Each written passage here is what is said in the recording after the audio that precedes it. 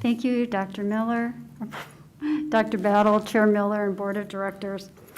So I'm going to share with you some of the data that we have in Minnesota, in our counties, and in our school district. So we still are in a high transmission rate for our district in our counties. Dakota County's rate is 244.04, which is last week it was 251, so it has gone down a little bit.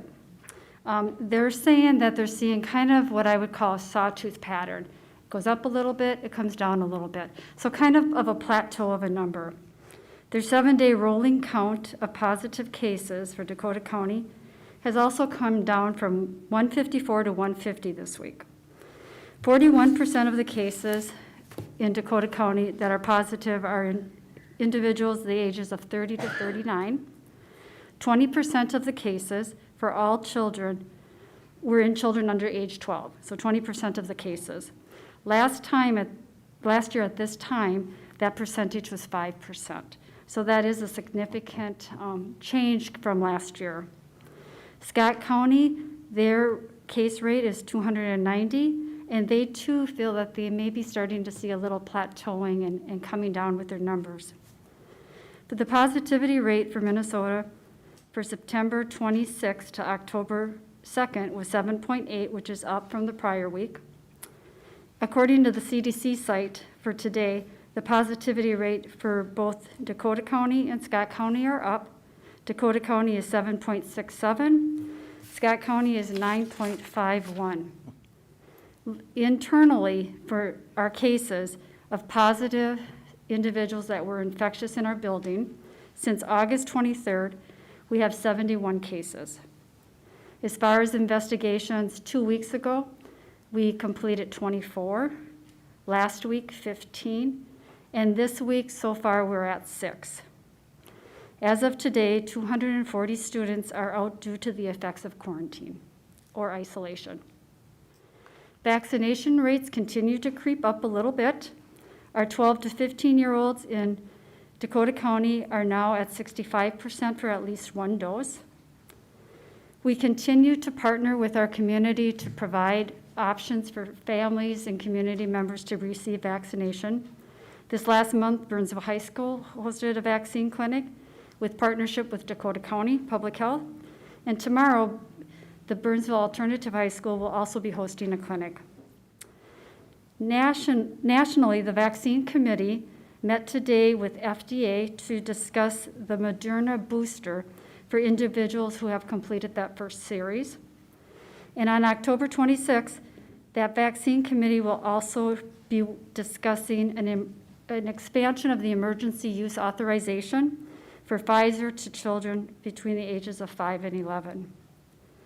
As far as saliva screening, as Lisa Ryder talked, we are working on the optional saliva screening for staff, which would be similar to what we did last year with the vault screening, and offering that more often every week to staff members.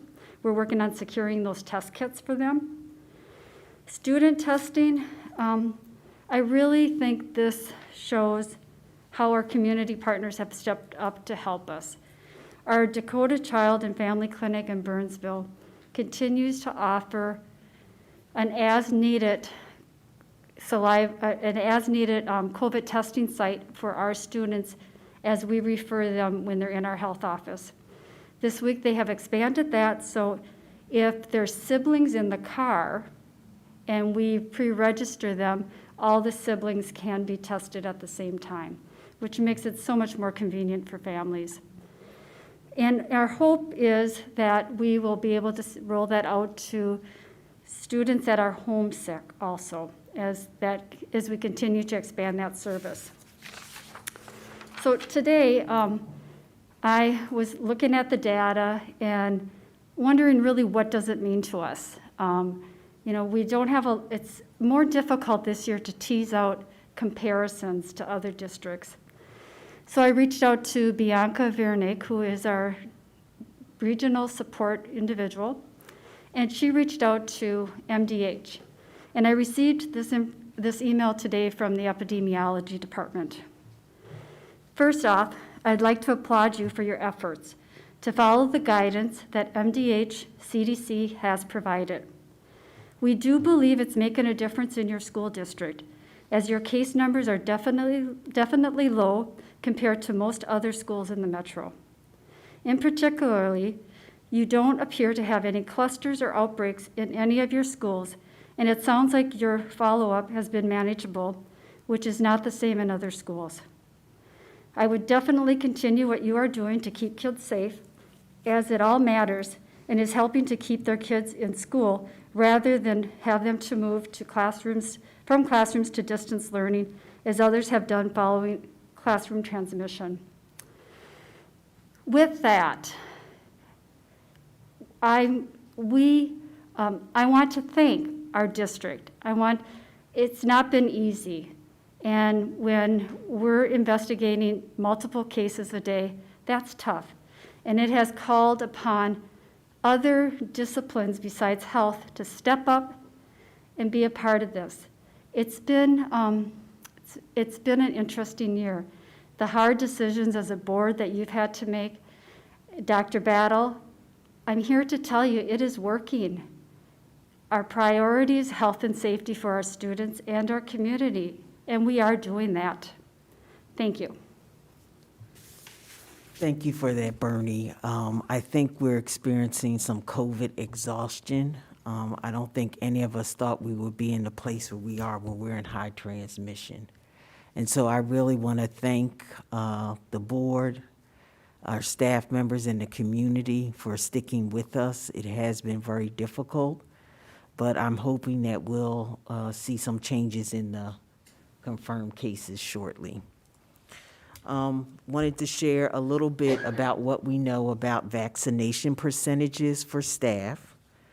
We have a record, we can say we have 63% of the 989 and 191 employees covered under our health plan that have been vaccinated. This likely does not reflect all employees that have been vaccinated. Not all employees qualify for insurance. Some may be on other health plans, and some may have been vaccinated through clinics that were free or at no cost and did not request medical insurance information. Considering these factors, as Bernie shared earlier, Dakota County's at 65% for 12 and up for a first dose. So we think we're pretty similar, as I just shared, 63%.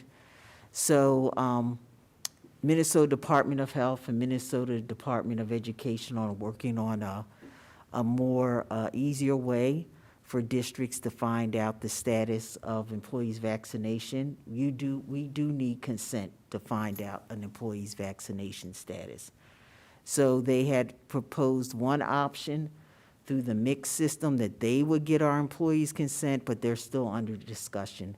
We were hopeful at the nurses' meeting yesterday they would have more information, but they still haven't provided information. So we can get it from our health information. The other update is about the testing grant. Just want to emphasize the allocation that Lisa shared earlier. We really want to continue that partnership with Dakota Child and Family Clinic. We think it's a great benefit for our families. So we're in the process to see if they need additional staffing to help support us. So that may be one position we would fund. We are funding 3 contracted nurses. As Bernie shared, investigations and contact tracing takes quite a bit of time. And as you know, our nurses are also seeing the normal everyday student reasons to come to the nurse. Strep throat is still here, so strep throat, those normal things. And so we're really looking to have those 3 contracted nurses to help support them. And then Bernie also mentioned the testing through Vault. Stephanie White, who was our previous Director of Student Support Service, did survey staff to see their interest in weekly testing. And then there's a plan to poll families and students to also see their interest in weekly testing. Now to some instructional news.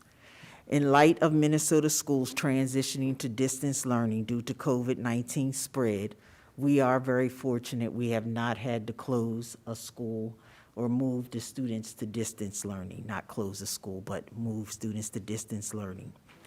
So we have been developing a plan just in case we need to move to distance learning. So I'm asking families to please look for an email, a district email that will share information about what would happen if schools need to transition to distance learning. The email will give specific plans for elementary, middle, our Burnsville High School, Burnsville Alternative High School, and BEST program. But overall, blended learning plans have been established for pre-K-12 as a short-term response. We are working on individual students to have a daily check-in and support with assignments and materials posted by classroom teachers. And for a classroom or site, if we have to have a classroom move to online learning, with the classroom teacher providing both synchronous and asynchronous instruction. Next note is about operations. On October 1st, Minnesota Department of Education shared information about food and nutrition. As some of you have heard in the news, we're experiencing a bit of a supply chain issue. And so MDE wanted to share that nationwide, the manufacturing and distribution industry is experiencing severe staffing and labor shortages, as well as rising costs of materials and transportation. We have sent a notice to families to anticipate that our menu choices may be impacted. They also have allowed, the federal government have given us waivers for trying to address, working in a different way to get produce and other items we need. And so I just ask parents as well as students to be patient with us, that you may not always see the food that you're expecting, whether it's breakfast or lunch. Also, MDE shared information regarding meals for students that are on quarantine or learning from home due to COVID-related closures or isolation or quarantine.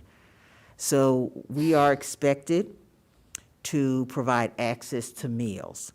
And so we have been developing a 191 plan to have our 191 community pantry option. So this is through community education, where families would get one bag per family, and that would be 5 school days of breakfast and lunch meals. 10 meals designed to serve a family of 4.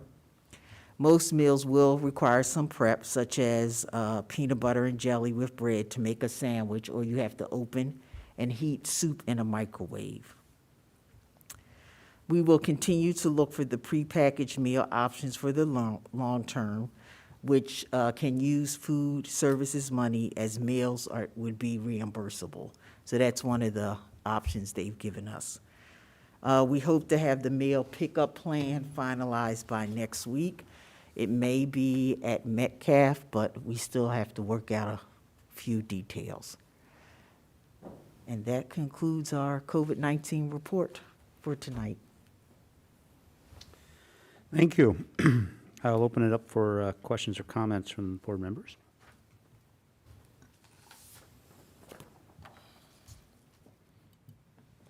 I just have a question about the meals.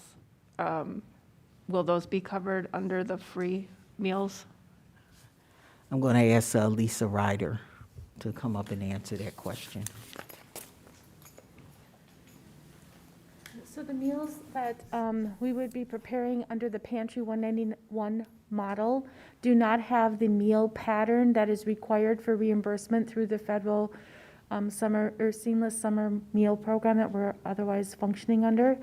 So that instead would need to be paid for out of the ESSER 2 funds for the product itself, and then we would be distributing that through our collaboration, hopefully through Open Door, as we already have that happening for our community. This would be an expansion for the families that are in need of food. Okay, thank you. Yep. Additional questions or comments? Yes. I was just curious, maybe Bernie can answer this, since we're offering COVID vaccines, have we thought about offering flu shots, or? Just curious. No, Okay, no, we have not. okay. yeah. Just, all right. But we sure should, we sure can publicize the Dakota County and the Scott County flu clinics that are open to the community. That's a great suggestion.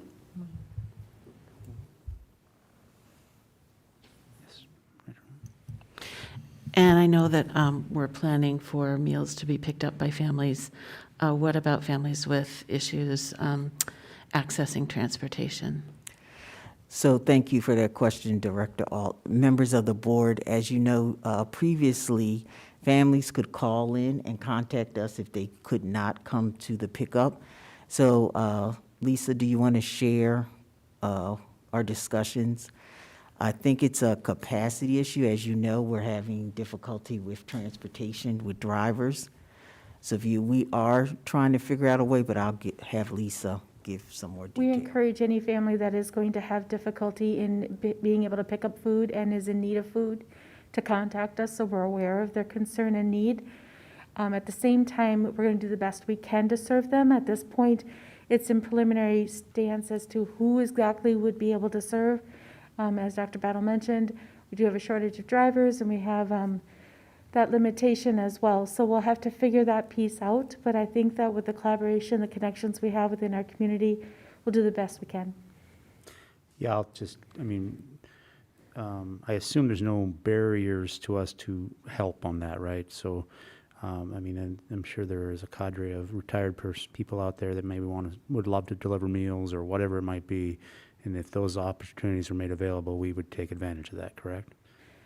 If anyone wants to volunteer for a particular role, please reach out to us. Yes, absolutely. At the same time, our approach is also to involve known partners that we already have too in the community. So we'll continue to do that. And I know in the past, Open Door has been able to have enough volunteers to allow for some delivery of some meals. So that might be our first avenue of choice, and they may very well be able to volunteer through that organization as well.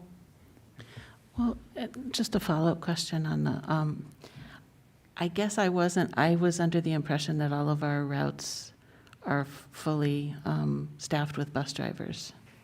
Yes, but they're using some of the subs too. Lisa, you want to share details? So yes, we're covered, but we had a difficulty with subs. So in the past, when you've had these meals that needed to be delivered, that has been additional routes that were created and then staffed with additional drivers. We are using all of the available drivers for our current routes, and so the challenge would be, are there any available to be able to do something like that midday or end of day, something like that? So we'll look into it. It is about the need. So if somebody has a need, please contact us so that we can make sure we're meeting those needs. And I know Schmitty has been a great partner, so, having those conversations, we can always be hopeful. Yep. Thank you. Just for a clarification, you said contact us. For the families who do not know what that means or where to contact, can you please provide that? Sure. So they can certainly contact the Food and Nutrition Extension at 2051, and they will be able to reach the receptionist through the Food and Nutrition Department, who can make sure that they are on our list. Thank you. Director Said and directors of the board, once we have the meal plan finalized for those students who are quarantined, we'll make sure we include all that information. We want to work out these last few details before we start to communicate. I really do appreciate that, because we all know hunger in our students is real and it's there. And we all understand that we don't want to change it and make it more difficult for them to get that assistance and help because of shortage of workers or whatever the case might be. So, thank you. One more question. Yep, go ahead. So at this time, the only location would be Metcalf? We're not sure yet. Okay. Just wanted the details. Okay, all right. Kef, is a great possibility. As you know, it's been used for other uses in the pandemic too. And Open Door currently is leasing it. So they would have their volunteers there. And so we just need to finalize that partnership. My concern is just that, you know, having more than one option for locations.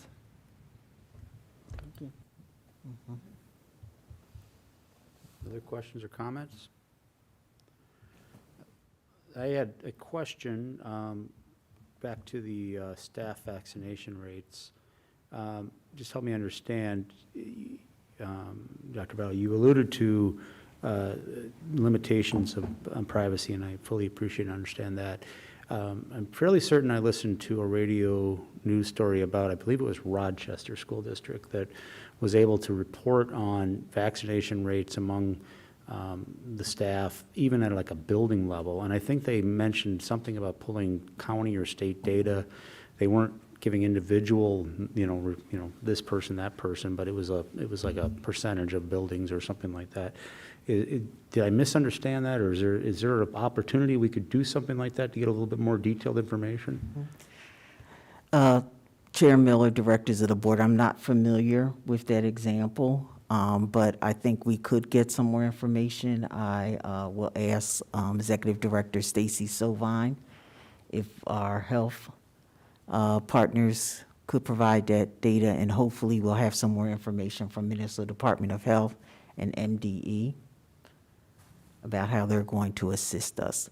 So as you know, with President Biden's order, employers have needed access.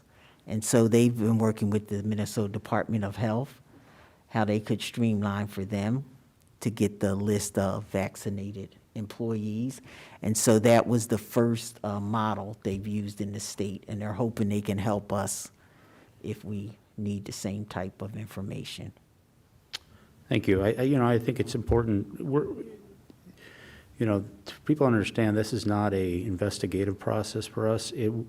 But as you alluded to, there is an ongoing conversation about where we're headed with vaccinations and the requirement of vaccinations, and that's working its way through the review and legal understanding and such. This board might be faced with having a very serious conversation about that in the future, and framing that with understanding what is the reality of the world we exist in right now will help out. If we know a percentage number, that might make a big impact on how we look at that problem and that conversation, so it'll help immensely. The only other thing I wanted to mention was, Bernie, you read a moving statement. I think you said it was from MDH or anyway. And I appreciate you bringing that to our attention. And you use that to thank the district, and I appreciate that. Frankly, though, to be honest, it's the district that owes you and your staff a thanks, not the other way around. I mean, everybody's involved, I understand that, but your organization has done such an amazing job. You alluded to challenging or hard decisions we had to make at this table, and yes, they were challenging, and they were decisions we spent a lot of time thinking about, but at the end of the day, they frankly were easy decisions because you made them easy, so I appreciate that very much. Thank you. Thank you. But it is all of us. We are, from the parents that are keeping their children home when they're sick, from staff that are going above their normal activities to teaching a mask, to our custodians who are doing more cleaning for us, our kitchen staff that are cooking foods in different ways. Not to minimize any role, but it truly is, our district is 191. We are working together. We're showing that how strong a community can be when we do this and keep health and safety in perspective. So thank you. Thank you. Okay, we will now move to our student representative report given by our student representative, Ms. Zoe Olson. Ms. Olson, the microphone is yours. Thank you. It has been an eventful month as students have participated in many school activities and have had a great experience while doing so. Although some aspects of school have looked a bit different this year, I've heard from countless students that it is very nice to be back in person, and most students would agree that being in person has been much better than last year when most students were virtual or hybrid. Students feel they are gaining a lot more from being in person, both learning and with all the extracurricular activities that they've been able to participate in. This past month has been very busy with lots of different activities. Homecoming week took place the week of September 20th. Homecoming royalty was coronated at the Monday morning Pep Fest assembly. Student groups such as Burnsville Swing, Drumline, Blazettes, and Choir performed at the assembly, showing off their hard work to the seniors that viewed the assembly in person, as well as the rest of the students who watched it live from their classrooms. Students celebrated school spirit throughout the week by participating in various theme days, such as Blaze Day, Pajama Day, Jersey Day, Tropical Day, and College Day. Students also had the opportunity to attend the Powder Puff football game. Wednesday night, we were supposed to have a movie night, but the outdoor screen was not working. We are going to reschedule that for later this school year. Many students attended the homecoming football game on Friday night, where the homecoming royalty was recognized during the halftime show. And then the week wrapped up on Saturday night with Burnsville High School's first ever outdoor homecoming dance. It turned out very well with good weather, and I talked to a lot of students who said that they thought the dance went better than they expected it to be and was more fun than they anticipated it would be. So our members of student council did a great job in planning, decorating, and spreading the word about all of these activities. Homecoming week in general, I think, was a good representation of how the school year has been going so far. It was different, and in some ways it was more challenging, but students who participated had a lot of fun and gained a lot from those experiences and found it to be pretty successful.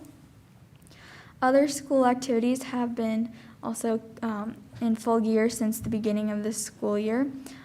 There was an outdoor band concert on the football field a couple weeks ago, something that has not happened in the past. There have also been orchestra and choir concerts recently. Many fall sports are nearing the end of their seasons if they haven't already wrapped up their seasons. They participated in section competitions and recognized their senior players.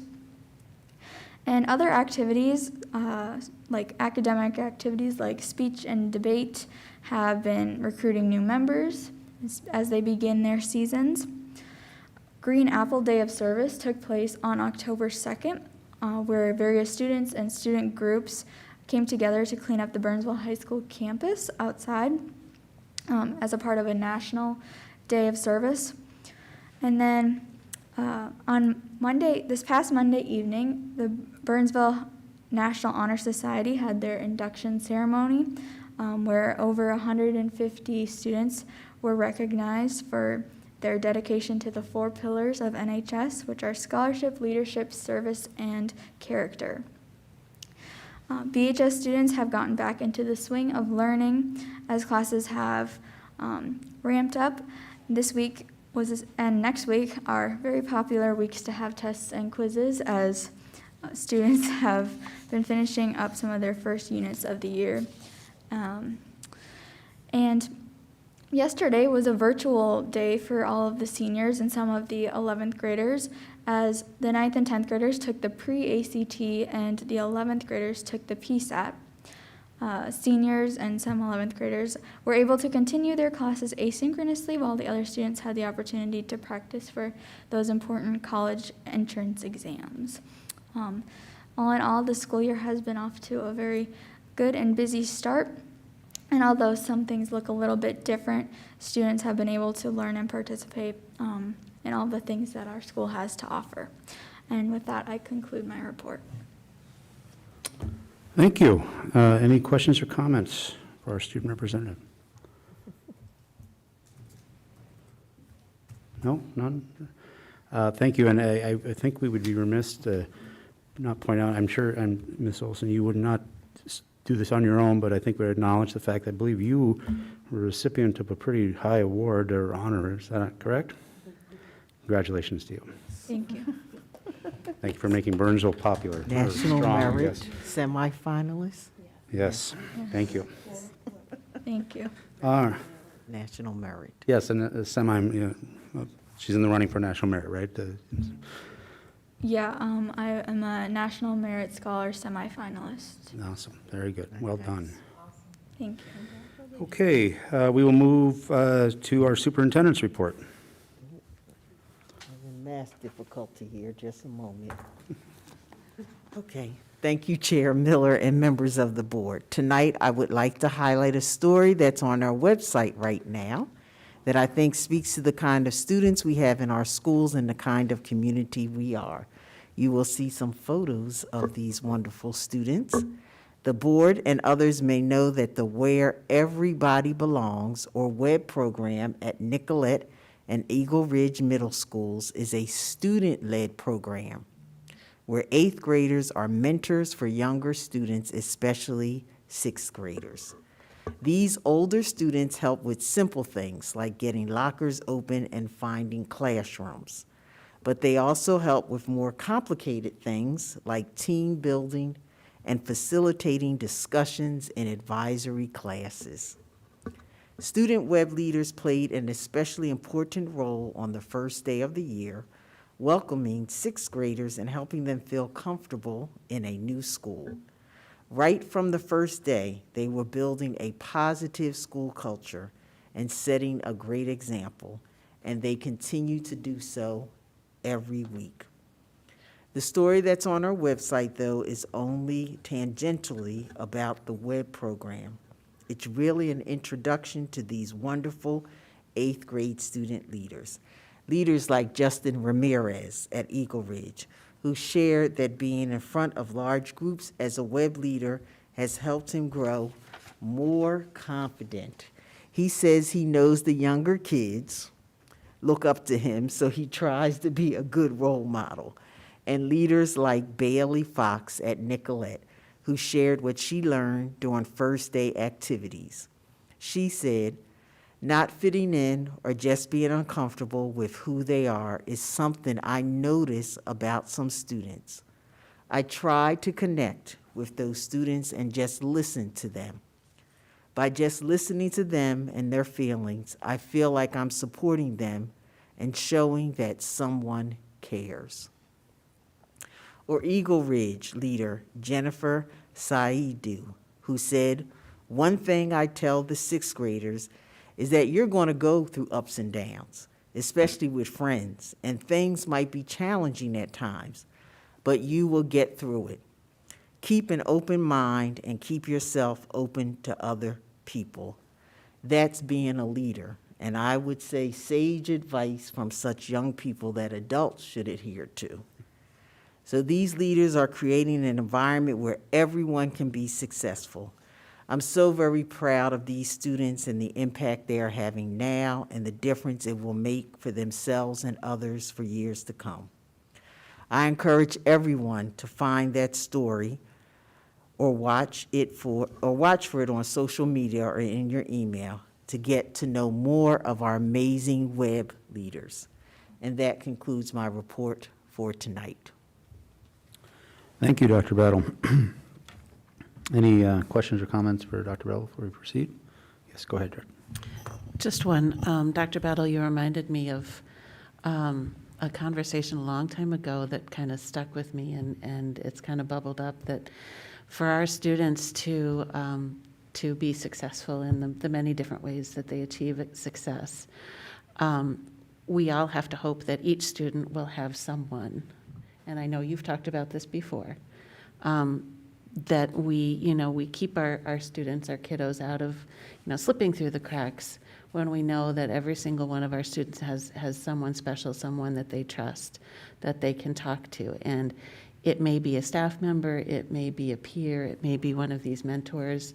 And I appreciate the time and the investment on the part of our staff and the students, because we'll never know really, we only know that there has been an impact, and I know there will be a positive impact. What it looks like for each student, we won't know. So I really appreciate this. Thank you. Okay, thank you. We'll now move to board member reports. Again, these are reports, not committee or assignment reports, but outside of activities outside of that scope. Any board member reports for tonight? Go ahead, Director Bird. Yes, I have a report relating to insurance, part of the insurance committee I'm on. So I met with Chase Ambrosia of One Digital, Stacy Stovine, and Haley Busker on Tuesday the 12th at 4 p.m. here at the district offices.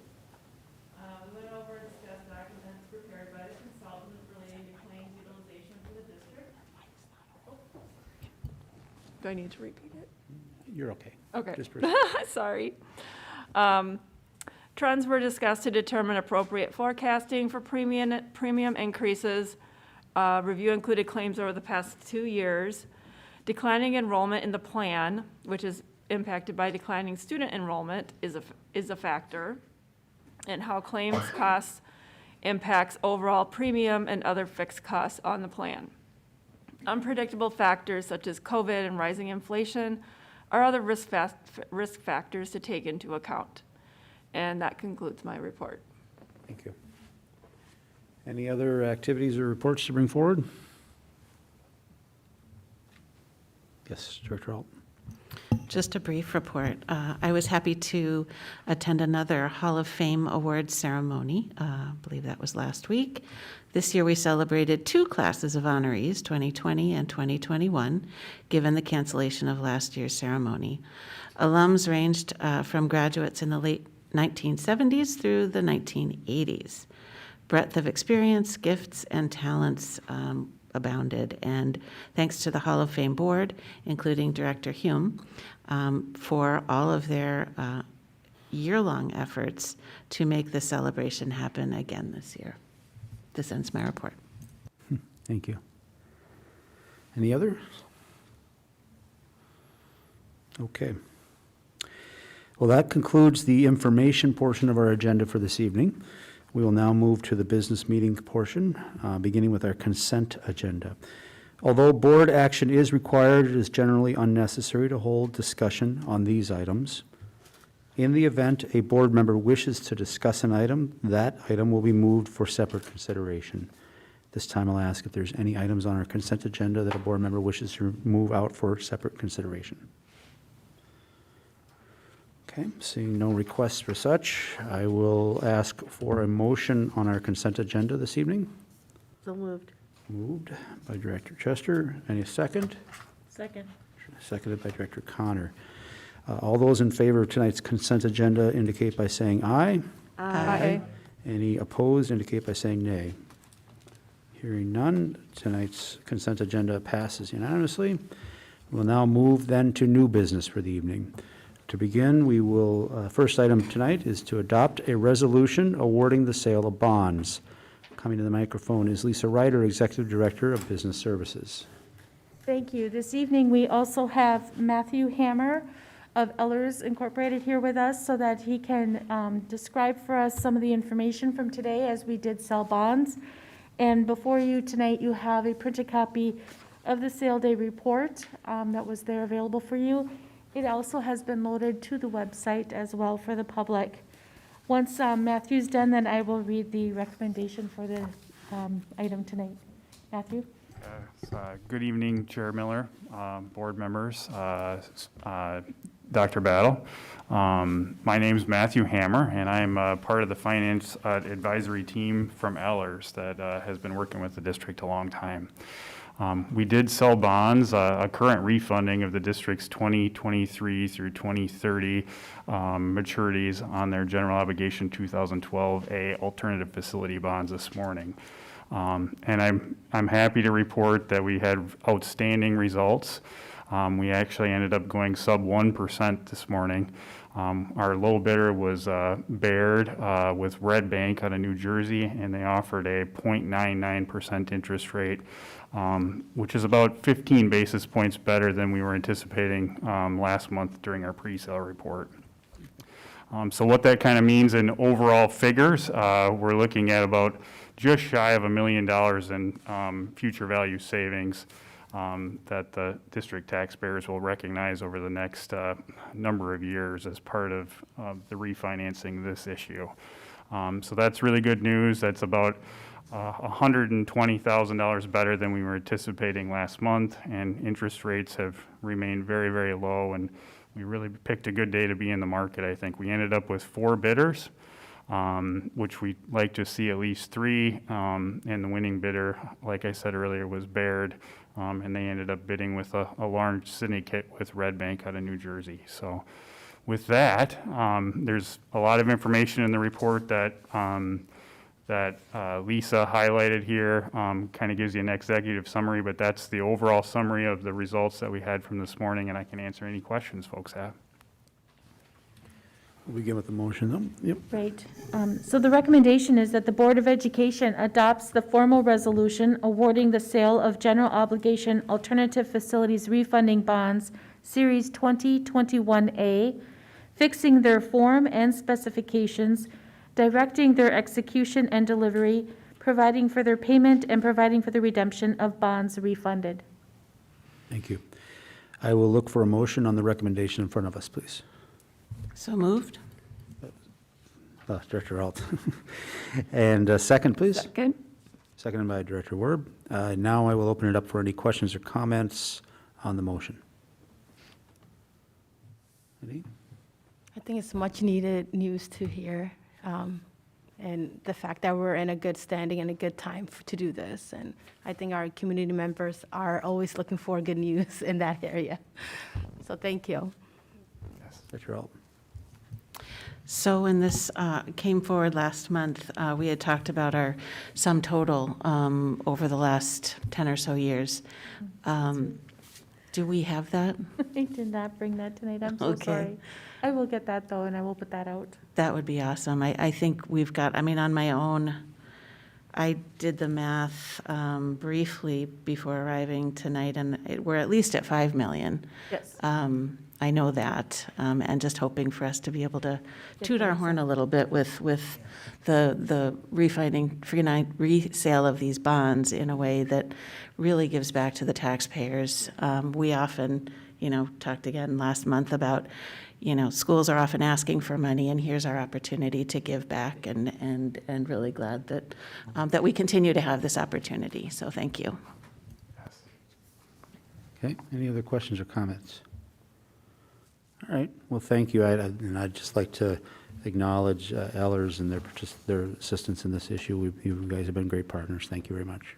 Yeah, and thank you for the opportunity, and I just will say that I think the work to get this from the point of getting to market is not insignificant, and I'd like to thank both Dr. Battle and especially Lisa's team and all the greater team that helps us get from the point of getting the documents, the ratings, and all that stuff to get us to this point. So appreciate the opportunity, and thank you.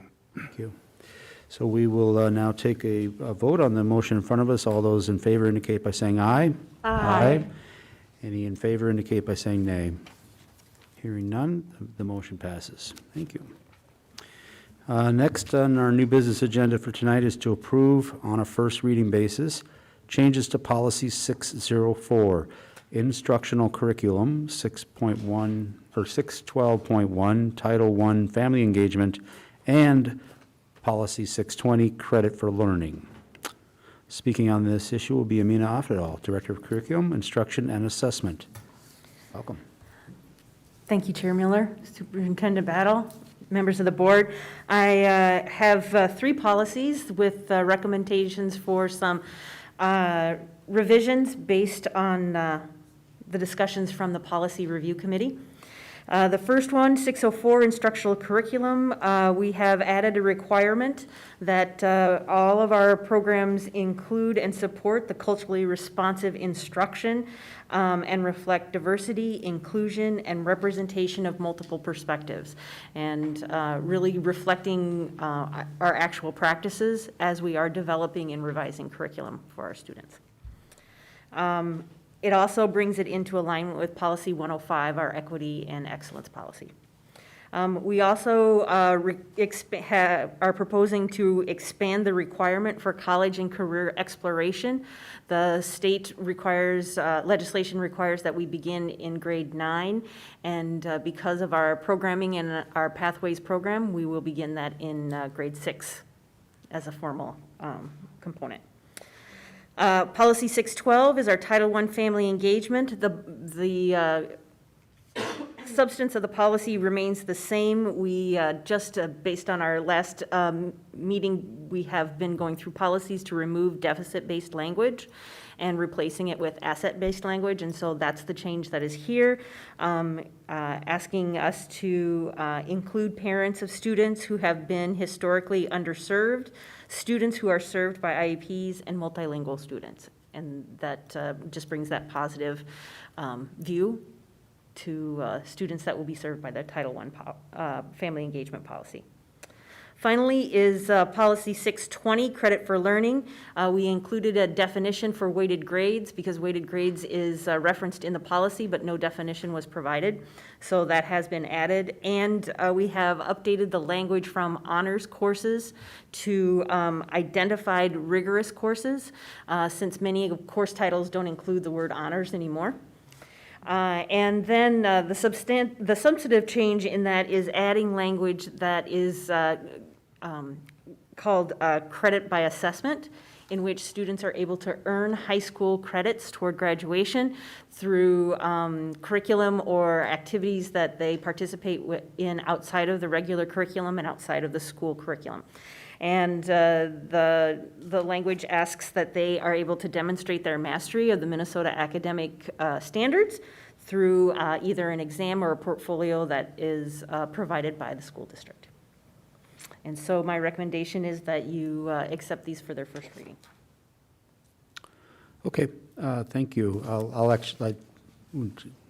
read the actual recommendation. Approve on a first reading basis changes to policy 604, instructional curriculum, 612.1, Title I family engagement, and 620 credit for learning. I'll take a motion for the recommendation in front of us. So moved. Moved by Director Hume, and a second. Second. Seconded by Director Chester. I will open it up for any questions or comments on the motion that's in front of us. I just have a quick comment. I just want to say, having read through these, thank you to you and to the members of the Policy Review Committee for doing this review, especially through the equity lens that I know this board has spent a lot of time talking about, and making sure that it meets those ideals and the principles, and that we're working towards our culturally proficient school system. So it really jumped out at me more so in this round of policies than some of the other ones that we've discussed. So I just wanted to say thank you. Thank you. Any other questions or comments?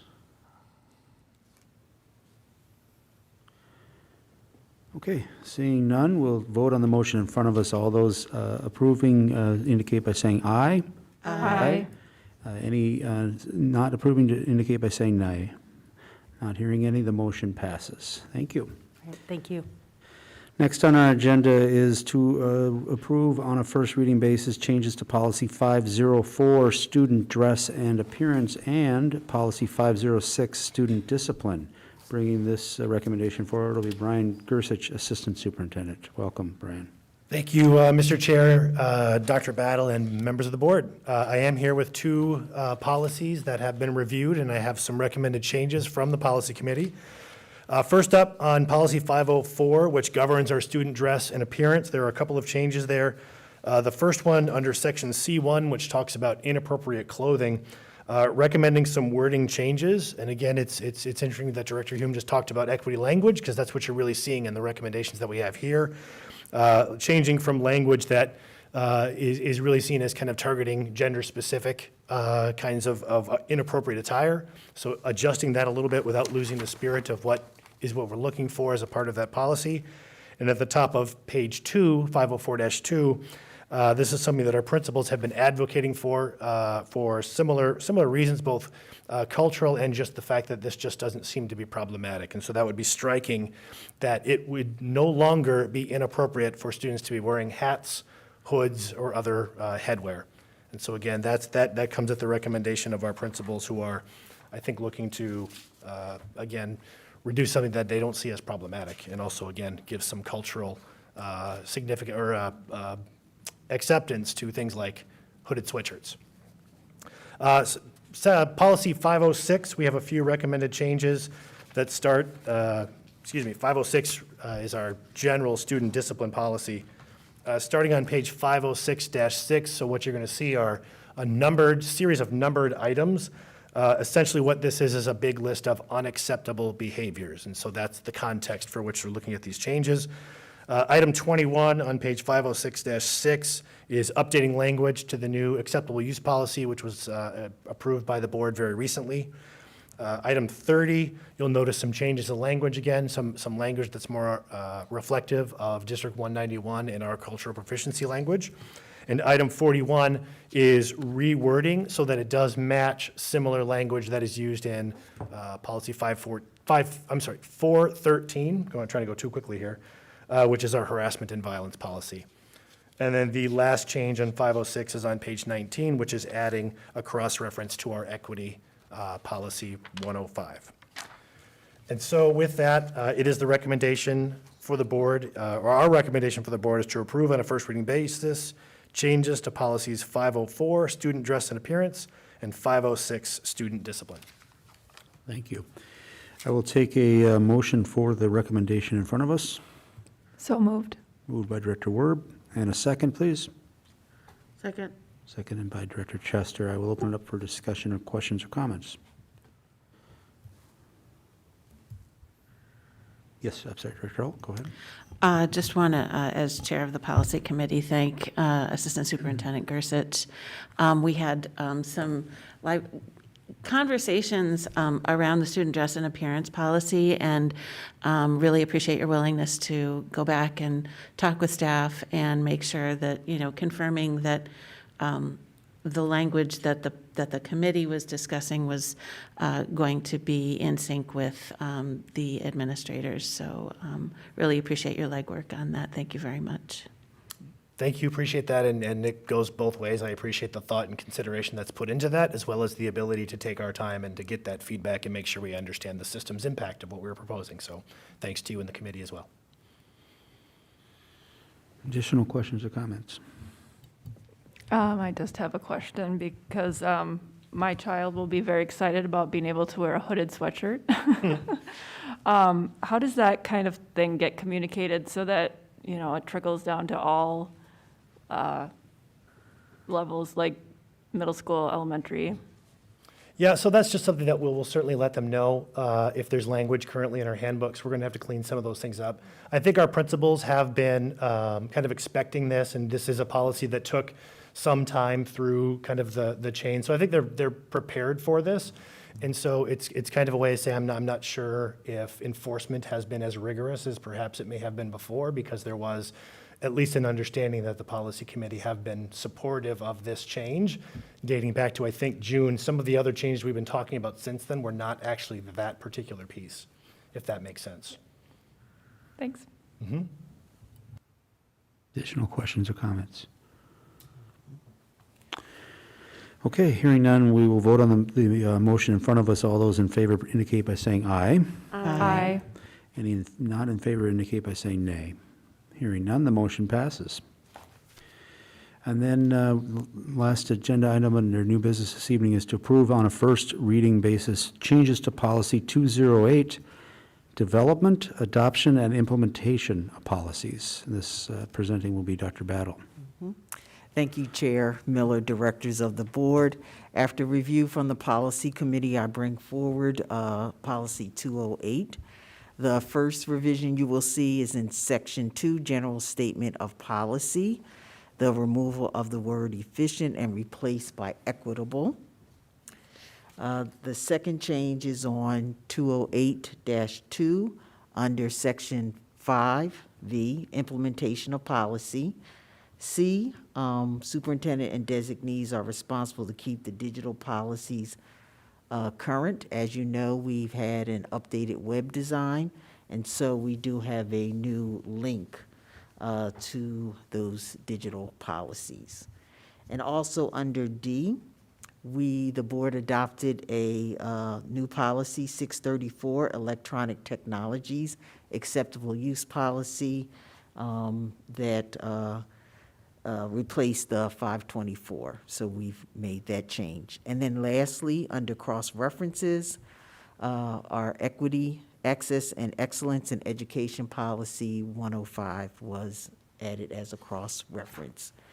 With that, I am asking the board to approve on a first reading basis changes to policy 208, development, adoption, and implementation of policies. Thank you. I will take a motion for the recommendation in front of us. So moved. Moved by Director Connor, and a second, please. Second. Seconded by Director Hume. Any questions or comments or discussion on the matter, on the motion in front of us? Seeing none, we will take a vote to approve the motion in front of us. All those in favor indicate by saying aye. Aye. Any not in approval, please indicate by saying nay. Hearing none, the motion does pass. That brings us to the end of our agenda as voted on for this evening, and therefore I will call us an adjournment. The time is 7:42.